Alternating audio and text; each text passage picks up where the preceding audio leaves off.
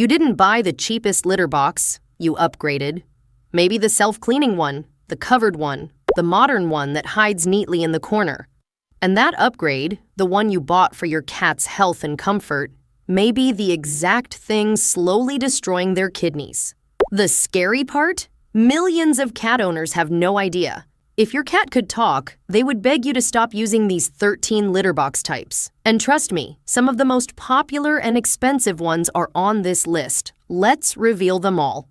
Number 1. The covered litter box. Owners buy covered litter boxes for one reason: smell. The logic makes perfect sense. The lid traps the odor, the house stays fresh, and your cat gets privacy. It's one of the best-selling litter box styles in the world. But here's what that lid is actually trapping. Ammonia from urine doesn't escape a covered box. It builds, concentrates, and sits. Every single time your cat steps inside, they're breathing a toxic cloud at 14 times the intensity you'd experience it. That sustained ammonia exposure inflames the urinary tract lining. Inflammation leads to avoidance. Avoidance means your cat starts holding urine for hours at a stretch. And that retained urine creates the perfect environment for bacteria to multiply and travel directly to the kidneys. The very feature you bought it for, odor control, is what's slowly shutting your cat's kidneys down. Switch to an open box. The difference will show up in your cat's health within days. But what comes next surprises even the most careful owners. It's a box people buy specifically to be cleaner, and it's creating a bacteria problem they can never reach. The budget self-cleaning litter boxes. Self-cleaning litter boxes feel like the ultimate upgrade. Owners buy them because they genuinely want the best for their cat. Automated cleaning means fresher conditions, less manual effort, and a box that's consistently maintained. That intention is completely right. But budget automatic boxes, typically anything under $80, have a structural problem that the marketing never mentions. Their mechanical parts, gears, belts, interior chambers accumulate waste residue in spaces no cleaning brush can ever reach. Over time, those hidden surfaces become a permanent bacteria reservoir that no cleaning routine eliminates. Your cat, who can detect odors your nose physically cannot register, smells that residue with every visit, starts avoiding the box, starts holding. The kidneys begin their slow, silent decline, and the owners never connect the dots because the box looks clean on the surface. The care you invested in is being undone by parts you can't see. If you use a self-cleaning box, accessibility to all internal parts is non-negotiable. And this next one is in almost every home right now. And something is living inside it that soap and water will never, ever touch. The old scratched plastic litter box. Most owners keep the same litter box for years because it still looks fine. It holds litter, it cleans up easily enough, and replacing it feels unnecessary. That logic makes complete sense until you look closely. Take a look at the inside of the litter box you're using right now. If you've had it longer than a year, especially if you use a metal scoop, run your finger along the surface. Feel those tiny grooves? Each one of those scratches is a bacteria colony. Plastic cannot be fully sterilized once it's been scratched. Those grooves trap waste matter that no amount of soap and water ever reaches. Bacteria like E. coli breed inside those channels permanently, and every single time your cat uses that box, they're being exposed to an invisible infection source that travels directly to the urinary tract and kidneys. Washing a scratched plastic box is like mopping around a broken sewage pipe.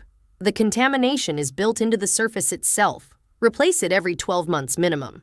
Now this next one causes a very specific kind of damage, aimed at exactly the cats who are least able to tell you it's hurting them. The top entry litter box. Top entry litter boxes solve a real problem that every cat owner hates: litter tracking across the floor. Your cat climbs in from the top, does their business, climbs back out, and the litter stays contained. It's sleek, it keeps the floor clean, and it hides the box beautifully. For a young, healthy cat, it can work fine. But for any cat over the age of 7, or any cat, With early-stage arthritis, which affects 1 in 3 cats and almost always goes completely undiagnosed, climbing in and out of a top entry box becomes genuinely painful. Your cat won't tell you it hurts. They'll just start avoiding it. Quietly. Gradually. First once a day, then twice, then they're holding urine for 6, 8, 10 hours at a stretch. That sustained retention is one of the most direct documented causes of chronic kidney disease in aging cats. You bought it to make the home cleaner. It's making your senior cat sicker. The floor mess is worth far less than their kidneys. And the next one has nothing to do with box design at all. It's something happening between your cats right now, completely invisible. And it's quietly destroying one of them. Too few litter boxes for multiple cats. When people adopt a second cat, buying another litter box doesn't always feel necessary. The cats share the food bowls, share the bed, seem to get along, so sharing the litter box should be fine too. That assumption is completely understandable. It's also slowly destroying one of your cats. There's a rule in feline medicine that almost no pet store employee ever tells you. 1 litter box per cat plus 1 extra. Because cats are territorial about elimination. When one cat consistently dominates access to the single box, the other begins holding waste involuntarily. Not occasionally, but every single day.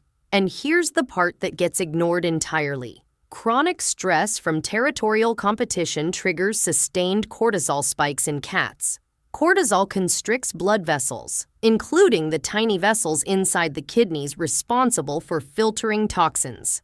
Sustained constriction over months is a medically documented pathway to kidney disease. Your cats seem perfectly fine. One of them is quietly being destroyed by a box you didn't think you needed.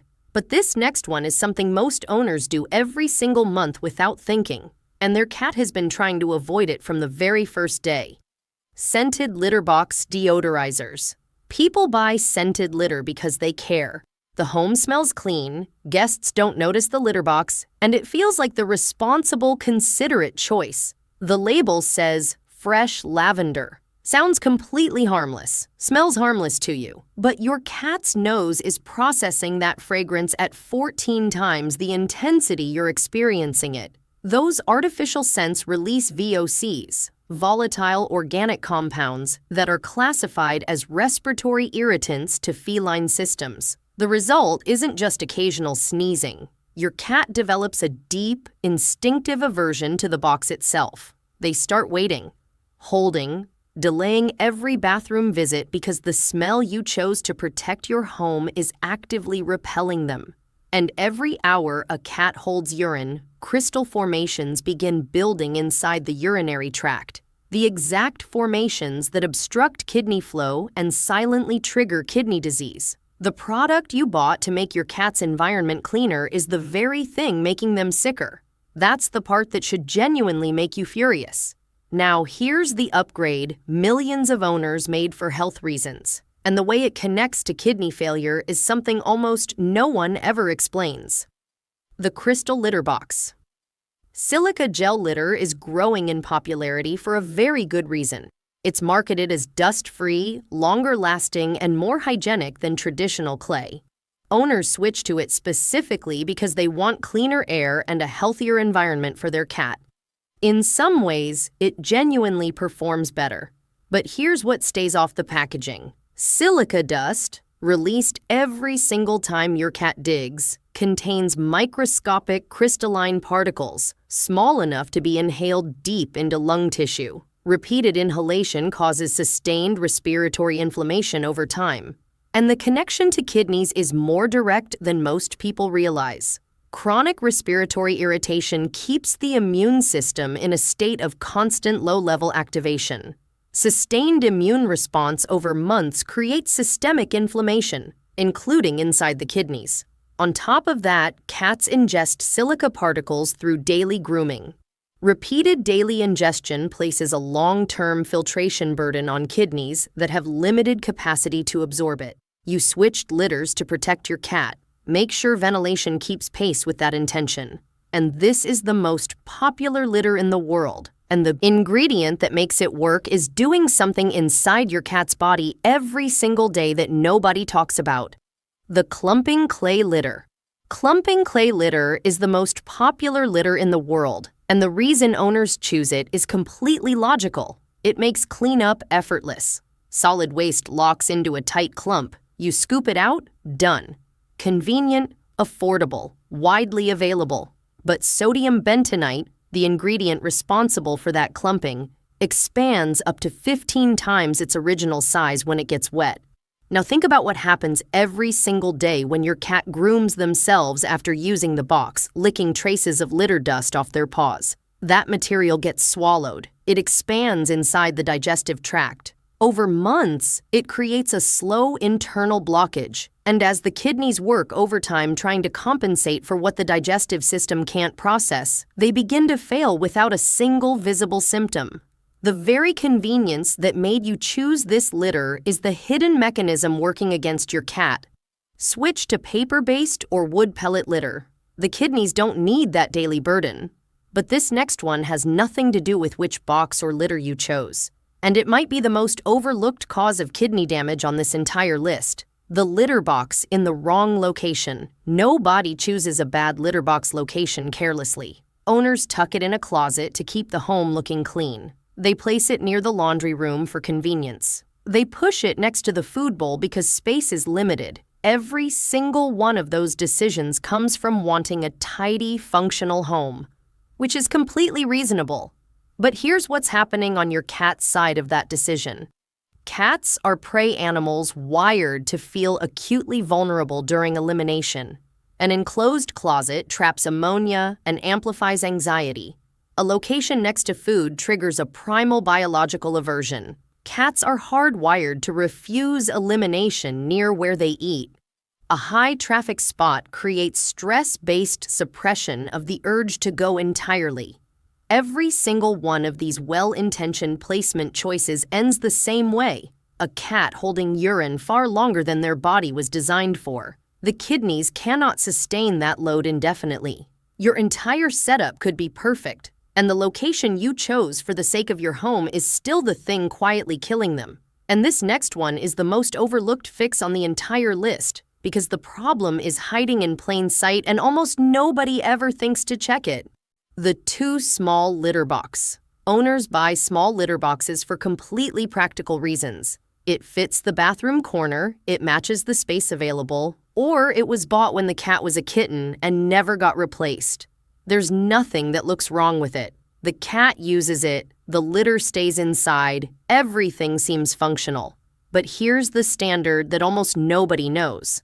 A litter box should be 1.5 times the full body length of your cat. For an average adult cat, that means 18 to 24 inches. Most standard boxes sold in pet stores fall significantly short of that. When a cat cannot comfortably posture inside their box, they rush. They eliminate partially. They associate the box with physical discomfort and start spacing out bathroom visits to avoid it. That spacing, repeated daily over weeks and months, is exactly the low-grade urine retention that builds the urinary crystal deposits responsible for early kidney disease. This is the simplest fix on this entire list. A larger box, one change, years added to your cat's life. Now, this next type was designed to solve a specific problem in multi-pet homes, but it actually creates something worse than the very first box we covered. The litter box with a swinging door. Owners buy this version specifically to solve a real problem, keeping dogs out of the litter box. The swinging flap blocks dog access, reduces smell escaping into the room, and gives the cat a sense of privacy. It's a genuinely smart idea for multi-pet homes. But here's what that flap creates on the inside. It seals the box more completely than a standard covered lid, which means ammonia concentrations build even higher than a plain hooded box. On top of that, cats, especially anxious or sensitive ones, which describes the majority of domestic cats, develop a resistance to pushing through a physical barrier to reach their bathroom. The hesitation starts small. One skipped visit becomes 2. Holding becomes the new habit. And every hour of retained urine is an hour that bacteria are building pressure against the kidneys. Remove the flap, keep the box. The dog problem has other solutions. The kidney damage doesn't. And this next one only catches owners who followed every single rule perfectly. And it reveals a mistake that no vet, no pet store, and no packaging will ever warn you about. Multiple litter boxes, all in the same room. These are the cat owners who did their research. 1 box per cat, plus 1 extra. They know the rule, they followed it, they bought the boxes. 3 cats, 4 litter boxes, all lined up in the same bathroom. Rule satisfied, problem not solved, because the rule was never about the number of boxes alone. It was about territory. A dominant cat doesn't guard a single box. They guard a zone. When all 4 boxes are in the same room, a single territorial cat controls all 4 simultaneously without moving from the doorway. The other cats still face the same avoidance they would with 1 box, the same stress, the same cortisol spikes that constrict the blood vessels supplying the kidneys. You bought the boxes. You counted correctly. But placement turned 4 boxes into 1 territory. Spread them across different rooms, different floors. The rule only works when the boxes are genuinely separate. And the last one isn't even a litter box type. It's something most owners place nearby thinking it helps, and it's training your cat to fear their own bathroom. The automatic spray deodorizer. Placed near the litter box. Motion-activated air freshener devices are one of the most common things owners place near litter boxes. The logic is clean. The device detects movement, sprays a burst of odor neutralizer, and keeps the litter box area consistently fresh without any daily effort.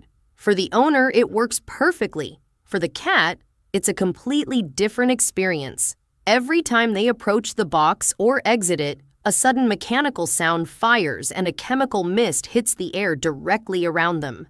Cats have a startle response that forms associations extremely fast. Within days, the litter box zone becomes a place where something alarming happens. They start approaching cautiously, then reluctantly, then avoiding entirely.